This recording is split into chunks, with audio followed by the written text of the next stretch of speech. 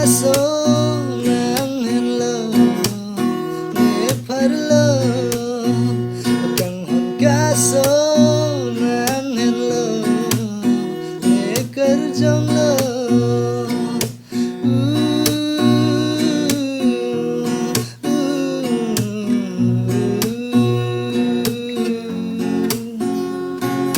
Ajonar lo kang ting katheam ranamang no hirjume ne kiham tira vengra bachite kilong jia phan birthe ne phanong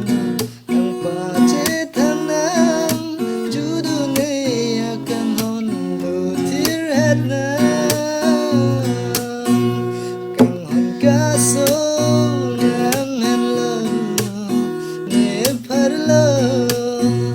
Kanghon Kaso nang hello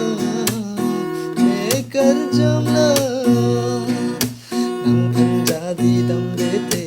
do amat sine thek the ahom ne do dam ta me le sing nang phan nang do e ning nang ke hang ne nang phan la puan trong thui cho bay nang tin li kerta